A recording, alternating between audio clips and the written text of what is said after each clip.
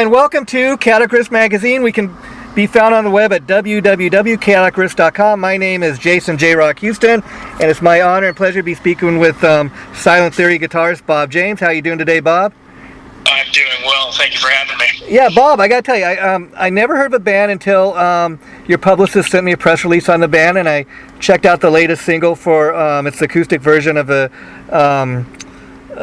song "Living the Dream." It seems like you guys are kind of what I describe as a melodic rock band. You think that's a fair description? Yeah, I definitely like to say that we're in the hard rock category. Yeah. And so, yeah, on this latest album, like I said, you guys are doing acoustic versions of some of your classic songs. Talk about the decision to do that. We really have influences that are all over the board. Yeah. And we really like a good B-side and the occasional acoustic song, and so we decided to put together something a little bit different. Because our music typically is pretty heavy. And, Yeah. we thought it'd be fun to dig in the vault, pull out a couple of songs from the past, and throw a little spin on them. And like I said, I've only heard the one song, so I was kind of curious, like when you guys went and recorded the acoustic versions of these classic songs. I mean, I know a lot of times when bands do that, it does also kind of change the sound a little, and it's meant to do that. Did you see a big change in the the new versions versus the original versions? I would say a big change, but we definitely took some liberties with most of them. If we're going to do it a little different, we might as well have some fun with it. So, we definitely took some liberties. I mean, I love it when bands do, acoustic stuff. One of my all-time favorites is when, back in the 90s, Tesla put out that great acoustic jam album, and it featured that great cover of Signs. Some of my other favorites like Kiss Unplugged, the Scorpions Unplugged. So I really definitely think there's an audience for what you guys are doing. Yeah, absolutely. And, some of those bands like, for example, Kiss Unplugged, I remember hearing that for the first time. And what was unique about it, I'm a diehard Kiss fan, and some of the songs they had not like played live in many, many years. And because they were doing acoustic versions, it did kind of alter the sound of a song somewhat, but in their case they kind of rocked it up a bit, and it was quite different, and that's what I enjoy about stuff like that. Yeah, absolutely. Yeah, no, it's kind of the same for us, because we two of the songs are off our first album, and Dakota wasn't even in the band at the time, and so we definitely kind of switched those up a little bit. Yeah. And so how long has Silent Theory been together as a band? We've been flying under the Silent Theory banner since 2010. Oh wow, so quite a while. Quite a while now, yeah. How many albums have you guys released to date? We have 3 total, but we've done 2 with Dakota. Oh, okay. And so the acoustic album that just came out is called Theoretically Speaking. Has that been officially released yet, or is a release date coming? So the album is officially released for streaming. We haven't put out physical copies or anything, but all 5 songs can be streamed anywhere that you listen to music. That's cool. And of course, people aren't buying physical CDs like they used to in that, but does it kind of depend on how well it sells? Like, have you guys given any thought maybe you will sell like physical copies at live shows or anything like that? Yeah, I definitely think that's what we'll probably end up doing, is throwing them in a merch store and then taking them on the road with us. Yeah, that's because people do buy CDs at shows still. I'm an old school guy, just because of my age. I do still like even driving in the car to work today, listening to some of my favorite CDs on the way. And the thing I used to love, talking about vinyl or CDs, whatever.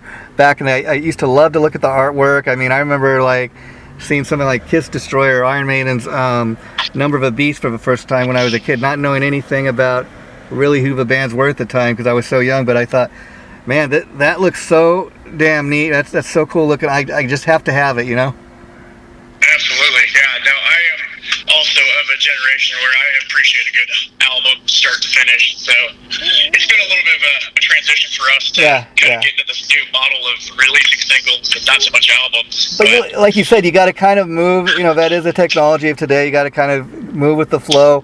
And as much as I love that stuff, but I think too the cool thing about kind of a modern music business is, back when some of those classic albums I was talking about were released back in the day, bands would go in the studio, and and you have to pick your best 10 or 12 songs, and the songs are pretty much all sound like they belonged on the same album, if you know what I mean.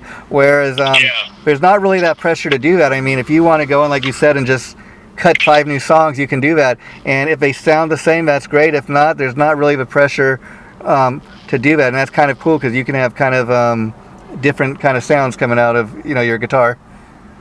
Yeah, absolutely.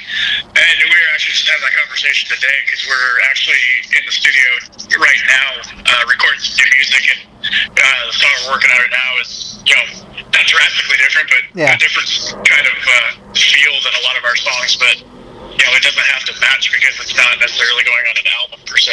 Yeah, and talking to you, Bob, I kind of get the feeling you guys are the type of band that is, like you said, most of your stuff has kind of got a hard rock sound appeal to it, but at the same time, if you write a great sounding power ballad, you can go and do that too.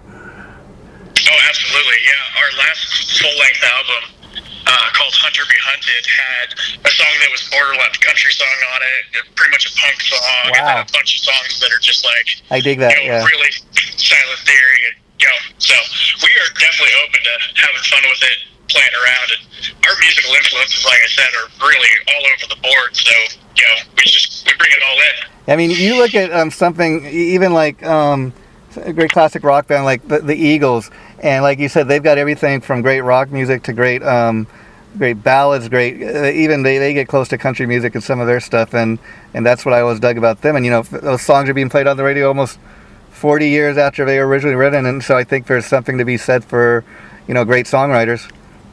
Yeah, absolutely. And where's the band based out of? We are based out of North Idaho, a town called Bosco that's about 70 miles south of Coeur d'Alene. Wow, and so I'm not familiar with Bosco, Idaho. Is there much of a rock scene or music scene for that matter at all there? What's that like? Not at all.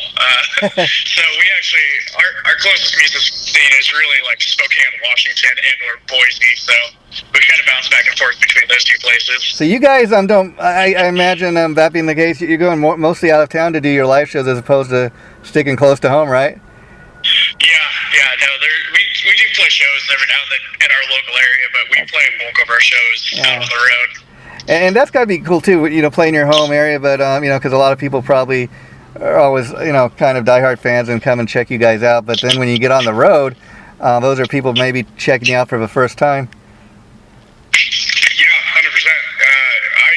I personally love being on the road, meeting new people, getting to share music with people. But yeah, it's definitely a totally different experience. And I know other guys in the band, 3 of them are brothers. So what's that like being in a band full of brothers for you, Bob, and kind of being the odd man out? Yeah, I mean, it's honestly pretty great because, they've been playing music together since they were little kids. Yeah, so, there's a lot of happens when we're writing songs, but, people always wonder if there's, conflict and stuff, and honestly, it's a pretty relaxed relationship, and what's great about it is, if and when we do get in a fight about something, we have a fight, we yell at each other for about 5 minutes, and we're like, okay, so where are we going to eat?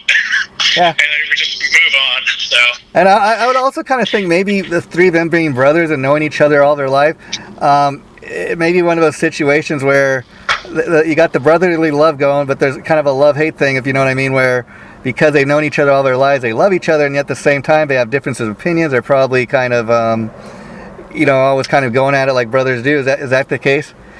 Yeah, from time to time. Yeah. I think where it really comes down is there's a real high competitiveness when we're on stage. Yeah. And so it honestly benefits us because it really just makes everybody step their game up because you're trying to have a better show than the other guy. So yeah, I mean you look at bands like Pantera or even Van Halen, that featured these legendary brothers, and those are all great bands, and even something like the Black Crowes. Now that's kind of a different story because those 2 brothers kind of they hate each other more than they love, but they recently got back together, so that's fun too, I guess. And so I always love to ask, because I know one of the hardest things to do in a band is come up with a band name. Can you tell us the story behind how you came to name the band Silent Theory? Yeah, I honestly wish it was a better story, but it's a story. Yeah. Yeah. So we had actually been playing together. Well, Mitch Scott and I had been playing together as another band for a while. That kind of ran its course. Yeah. And so when we got together to figure out like what our next steps were and like how we were going to move forward, we were sitting around at our local Mexican restaurant drinking margaritas and just having a good time. And after about 4 hours of throwing out names of like, well, what do you think about this? Nah, that's stupid. Like, well, what about this? Like, nah, there's like 15 of those and stuff. And finally somebody was just like, well, what about Silent Theory? And it just kind of got quiet. We're like, yeah, we'll try it. We'll see how it goes. So yeah, 12 years later. That's cool. Now, let me ask you, like, having, played in a previous band together, what was the point where you guys decided, like, you know what, I think this isn't working longer. It's time to, let's stick together, but let's call it something else. I mean, that's kind of got to be a unique conversation because you're still playing together. And so what was the point where you said, okay, I think it's time to call it something else? We'd worked with a couple managers and stuff like that. It just, that stuff was going a direction that we weren't all on board with. And a few of the members wanted to take musical, like the creative stuff in a different direction. And it was just a good time for us all to split because, the three of us kind of had a different idea from everybody else. And so we, just stepped out and started doing our own thing. And a Silent Theory, would you say you guys have more creative control kind of to do what you want because of that? I think so. Yeah. I think we are really good at, like, we all contribute. Yeah. And so our writing process is a lot more collaborative and stuff like that. So as far as the writing process, which I always love to ask people about, because again, like I mentioned, bands like, Kiss, Tom Petty, the Eagles, and because some of those are like my favorite. They got great songwriting. Even a band like Kiss, people joke about, but I think why a band like that lasts for 50 years is because they've got great songs. Obviously, I mean, how many times you heard "Rock and Roll All Night" or "Beth" on the radio? And I think there's something to be said for that. So I love to ask, like, when you write a song, Bob, do you typically just kind of write the musical parts, the guitar parts, or do you ever come up with the lyrics? Historically, I used to write some lyrics. Like Mitch and I actually, on our first album, wrote all the lyrics. But since we brought Dakota in, he is a far better storyteller than we are, so he's taken that over. But usually, as far as music goes, like somebody will come up with like either like a little musical piece on a piano or just like a little thing on a guitar, and then we'll just kind of bring it to practice and kind of start working through it as a group, and it just kind of builds from there. Yeah, and I think no matter if when talking about songwriting, if you're talking about somebody writing lyrics versus writing music, it both takes both things take a huge talent to be able to do. So even writing music and the guitar parts, I would think too, maybe there's not the pressure as there is to write lyrics. Like you said, when you write lyrics, you got to be able to be a great storyteller. Whereas when you're writing the guitar parts or the music, you got a little more freedom to kind of just play until you get that right sound or hit that right note, and you think, okay, I'm onto something here. Or I think even being a guitar player, it's maybe a little more emotive because you're not so worried about the words and the lyrics kind of matching up. It's just about what you're feeling at the time. Yeah, no, that's for sure. And I think the hard part with writing lyrics too is writing a very specific story, but it's also something that people can apply to their lives. Yeah, see that's the thing. When I'm listening to most songs, that have lyrics, I'm a guy that likes to listen to the story, figure out what the song's about, or at least have my interpretation. Where like if you're listening to a great piece of instrumental, music by somebody like Steve Vai or Joe Satriani, you can't really do that, but it still kind of gets you off. You kind of feel what the whatever emotion is they're feeling or what they're trying to emote. It's kind of a different feeling, but it gets you off in a different kind of a way. Yeah, absolutely. And I think we definitely try and hit on all those notes, depending on the song. Like Scott will throw a solo in if it's appropriate, or we like to mess up with like the different melodies and rhythms and stuff like that. And kind of, as you're saying, to complement those emotions and feeling. Yeah, and then you take a song like maybe even Inner Sandman by Metallica. I mean, I've heard James Hetfield talking over the years. That's the riff that like keeps on playing. I mean, when you hear that opening riff of that song before he sings the first lyric, you know what the song is. Or even Smoke on the Water by Deep Purple. You hear the first riff, you know the song. It's for sure. Yeah, it's identifiable. So let's talk about who are some of your guitar heroes growing up. Oh man, I know it's not really even close to our genre, but like one of the bands that really got me into music in general. Yeah. And I think because of their musical stuff was the Beatles. I could see that. I don't know. I could see that. Yeah. Wow. But then as far as as I started playing music and stuff like that, I was really into a lot of the pop punk bands, and that's because they were technically proficient or wrote really complicated songs. But kind of what you're talking about, when you go see Blink-182 live, or one of the bands from that era, they just play with a lot of emotion, and it's just you can feel it when you're there. I really like that style of playing. That's cool, and Bob, see, it's kind of whatever does get you off, because when people, buy a Silent Theory album and they listen to your songs, they'd probably like to kind of have an idea, what does get you off, or what did influence you. And it's kind of interesting because I too, I'm a big a fan of the Beatles, and they were a little before my time, but yet I've talked to very few people who weren't somehow influenced or don't like the Beatles. An interesting thing about that, I think a great thing to say about the Beatles is I got that greatest hits compilation they put out a couple years ago, but the number ones, 27. What that is 27 number one hits. It's hard enough for any band to have one number one hit, let alone 27. I think it says it all right there. Yeah, no kidding. Yeah, and that's the thing when you look at the Beatles too. I think why so many people were influenced by them, not just great songs, but great songwriting. I mean, you want to know how to write a great song, you look at any of those songs, and that's a great guide. Yeah, absolutely. They definitely had a method that worked for them. That's for sure. I've even heard Gene Simmons and Paul Stanley talk over years that they always thought of Kiss as like a hard rock Beatles, because they were very much influenced by the Beatles. They just tried to rock it a little bit harder. But if you listen to any of their songs, you can kind of hear that too, and their influence is coming out. Yeah, I can see it. Yeah. And so I was going to ask, do you guys get a chance to play out much live, or? We do. We have toured a few times, and we've played quite a bit of shows. And leading up to the pandemic, we had a real good thing going. But since then, as things started opening up, we've been playing shows where we can and hitting festivals and stuff like that. And so in Idaho, where you guys are from, did it really get hit hard, the lockdowns and that? Yeah. I mean, not quite, maybe not as much as some parts of the country, but we were still, there was no live shows for the better part of 2 years. So when you did get out there and do that first live show, I bet that was really great to hit the stage again finally. Oh, yeah. I mean, a little nerve-wracking because we hadn't done it in a while, but it was a good nervous. Yeah, and it was a lot of fun. And I for those fans coming to see you guys, that must have been I could only imagine the feedback you guys must have got from the audience that night. Oh yeah, and I think that was part of what made it so special, is that people were just really excited to be out seeing music, and everybody had a great time. Yeah, I mean, until the pandemic, I mean, you never would have thought that.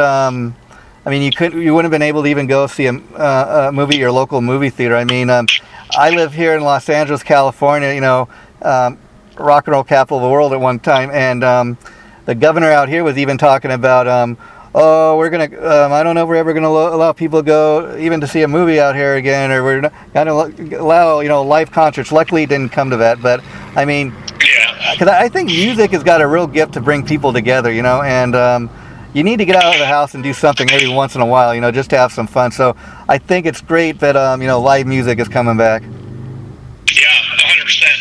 I mean, I always like to think of music being kind of in the same category as food. Yeah. As far as bringing people together, because must have all the great American rock bands and classics and stuff like that are widely popular in countries that don't speak English and stuff like that. It's just something about the music speaks to people. Oh yeah. And so Bob, I got to ask you. With that being said, is this are you guys? Would you consider yourselves to be working musicians, and they're a lot of bands these days? This is not your full-time job. You have day jobs and everything, or did it? I mean, for the first time that things kind of really shut down, and you had to figure out other things to do. We all still have day jobs. That's cool. Yeah. But this is very much a second full-time job. Yeah. Oh yeah. We work really hard on it. We work a lot at it. So. Yeah, and I think you got some great people behind you. Even just to let the folks out there, the publicist who set the interview up for to speak with you today, Bob. I mean, they also do publicity for Doyle, who used to be in the Misfits, and a couple other great artists. So you really do have some great people behind you, and I think that's a sign that the band is really on their way up. Yeah, no, we are very fortunate to have people like Tracy in our corner. Like, oh yeah, definitely. And so, like I was watching today and prepping for today's interview, the video for "Living the Dream" for the new acoustic version. Talk a little bit about the video. I mean, it kind of a cool little shot, like near a train station, kind of. I don't know if a train station or, like an empty train yard. Where was that filmed? And talk a little bit about that, because it was real fun to watch. Yeah, so the video is pretty stripped down because obviously it's an acoustic song or whatever. But yeah, so we shot it up in Spokane, underneath some of the train tracks, just out off the main highway. And it was just, because the original version of Living the Dream was a very aspirational song about, friends like pursuing their dreams. In our case, it was music and stuff like that. And this version was just a little bit more of a twist on that, as far as like, okay, so many years later you've achieved your dreams, but at what cost? And like, how has that really affected your life? And so this is a little bit more of a somber feel. Yeah. And so we wanted to make sure that kind of was reminiscent in the video. So it was just Scott Dakota out, just basically living the dream, so to speak. And who's chose that spot for to the location to shoot the video? I mean, somebody find that? You guys just come across it one day, or? Kind of. So we shot that video with our friend John Guitarist, who has a company called Make Waves Entertainment, and he's shot a couple of music videos for us over the years. And that was one of those, like, we were kind of talking through the song with him and kind of what we had pictured. And he suggested that, and we did a walkthrough at the site. Absolutely loved it. So now, when you guys were shooting the video that day, I was curious. Being by a train track, I don't know if the train is active, but did you have any disturbances like that? People going by, or a train going by when you're trying to film or anything like that? No people, thankfully, but honestly, there's a really cool shot at the beginning of the train passing through, and that was just luck of the draw. Wow. Like, there just happened to be a train coming through, so. And did you guys have to get a permit or anything, or did you just luck out and was able to shoot it without any issues? Yeah, it was all in a public space, so we didn't have to permit that one or anything. That's totally cool. I mean, because it's just watching the video, totally a cool location, I think. I think people dig watching the video, and I urge them to go on YouTube and check it out, and they can also go on your guys' Facebook page. And it's a cool looking video. And what I dig about it is, again, you guys are working class musicians, and probably don't have a truckload of money, but yet watching the video, it looks like professional shot video that you'd see something like on MTV back in the day when they were still playing music videos, before they became a TV network. And so pretty impressive for an up and coming band, Yeah, I mean, we do well for ourselves, but we definitely don't have like major label money. Yeah, that's what I mean. Yeah, it's really making smart investments, and so we really put a lot of money into recording and then music videos, because you want to make sure you have a good product to sell to people. I mean, you put it all back in the band. I mean, are you guys signed to like an independent label, or do you release your stuff independently? We currently are all independent. We have a manager who's Paul Crosby, the original drummer of Saliva. Oh, wow. And then we have a distribution deal with 1RPM. And so we kind of have started just piecing it all together ourselves. So your manager was the drummer in Saliva. How did you hook up with him and get him to manage? He honestly, it was kind of a mind-blowing experience, because like Mitch and I had been working on some band stuff, and we had gotten a message or an email or something like that from a guy claiming to be Paul Crosby, and we're like, okay, sure. We'll check it out. And then we did some looking into it, and we were going back and forth. We're like, we got to be getting Catfish. Like, this isn't real, right? Yeah. And then we hopped on the phone with him, and we're like, okay, this is actually Paul. And so, and he had been talking to some different people that we knew, and they brought our name up a few times, and so he reached out. And, I mean, he's been a real lifesaver. Like, how cool is that? He's given us a lot of good guidance as far as, I know 20 years in the industry. I know he's probably giving you a lot of great advice, as you said, but is there one thing that you could say, thanks Paul Crosby for really, guiding us or giving that piece of advice?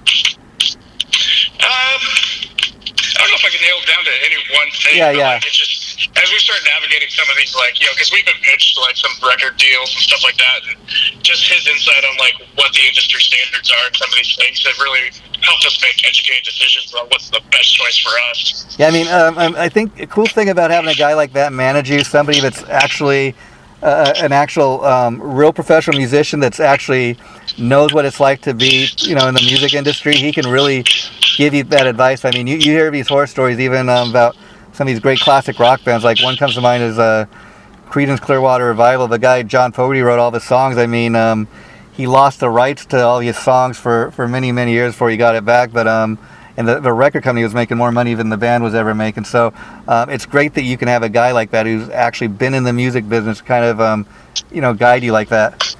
Yeah, absolutely. And I'd imagine Mitch is a drummer. Meeting a guy like that, two drummers getting together probably was pretty cool. It's funny because Mitch is, when we first started working with Paul, he's like, I got to be honest with you, man.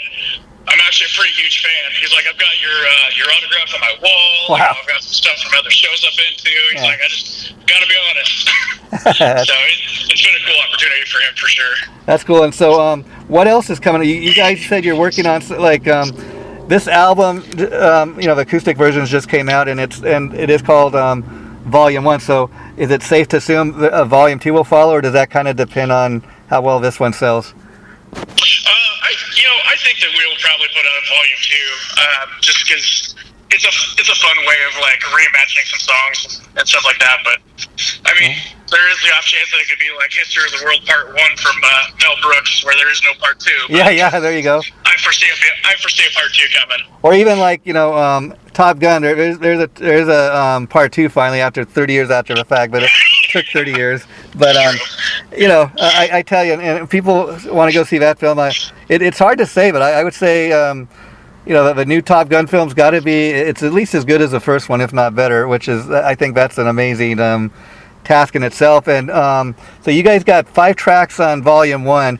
Do you think there will be any other videos shot for any of the other 4 songs?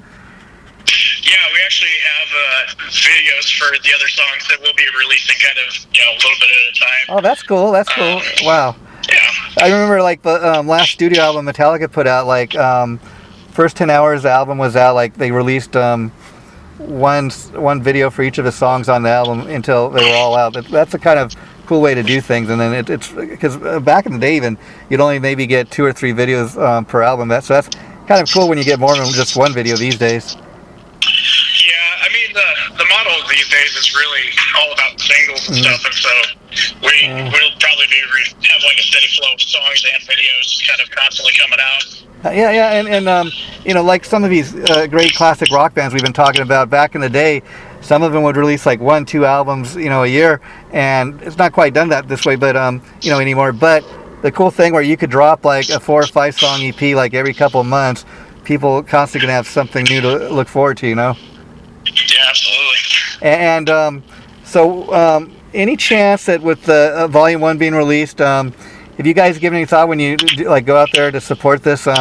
Any chance we might get like a special one-off acoustic show, or is that too hard to do, you think? No, we've actually played a few acoustic shows over the years, so I definitely don't think it's out of the question. Oh, that's cool. I mean, and what do you enjoy the most about like when you do a stripped down show like that?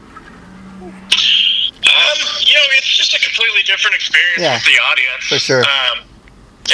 You really get to like put the emphasis on telling the story, and I don't know, it's just a fun, definitely a lot less sweaty, that's for sure. Yeah, I was going to ask that because I'd imagine even doing an unplugged show, well, it's probably not the typical sweat fest when you're really rocking hard, but I imagine you're still sweating quite a bit by the time you finish that show. Yeah.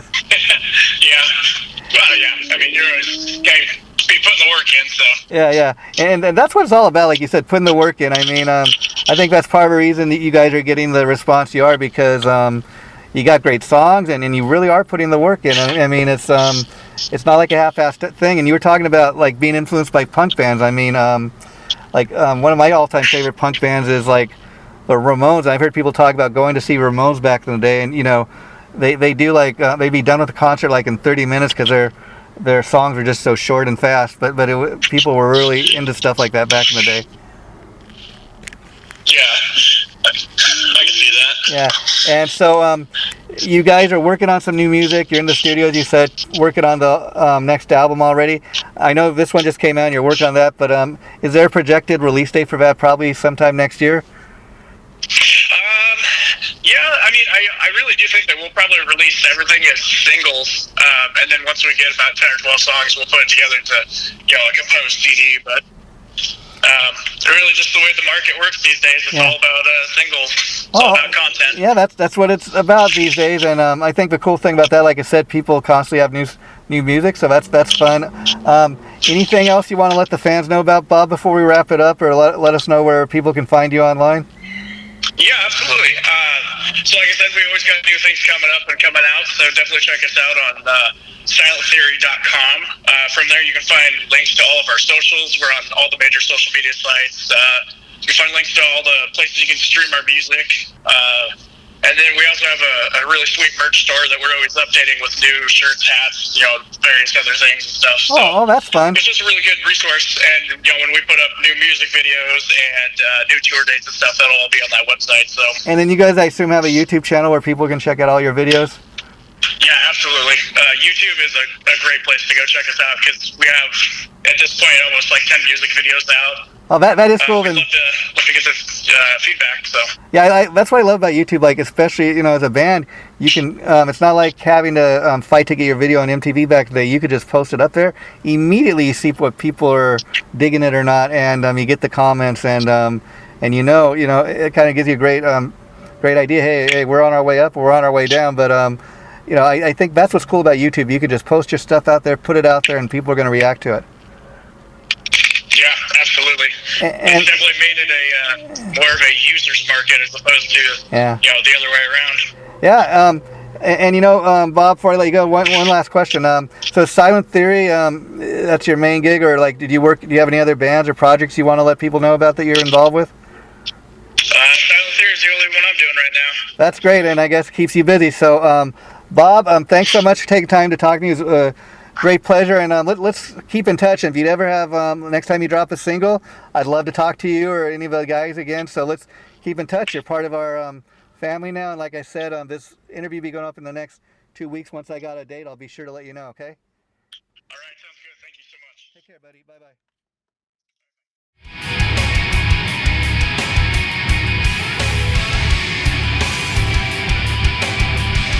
Chaotic Riff Magazine.